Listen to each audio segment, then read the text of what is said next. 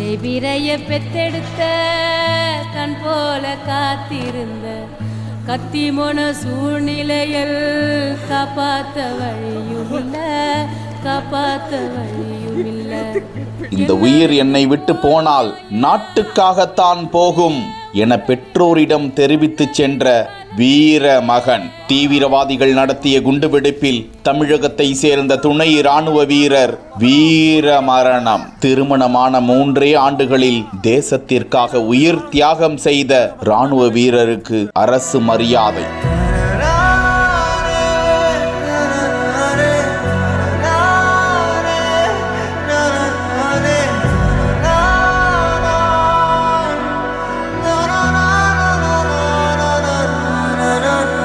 வேலூர் மாவட்டம் குடியாத்தம் அடுத்த கணவாய் மோட்டூர் பகுதியை சேர்ந்த விவசாயி செங்கப்பன். இவரது மூத்த மகன் கோகுல்.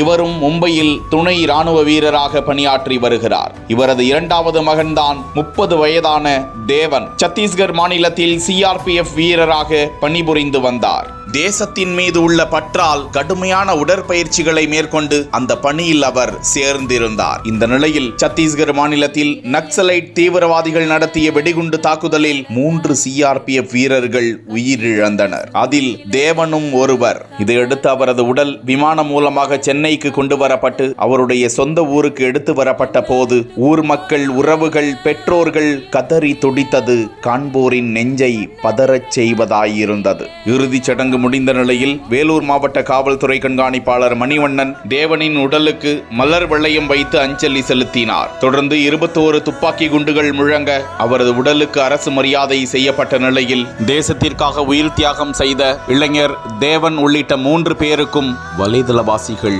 சல்யூட் என தங்களது கண்ணீர் அஞ்சலிகளை செலுத்தி வருகிறார்கள்.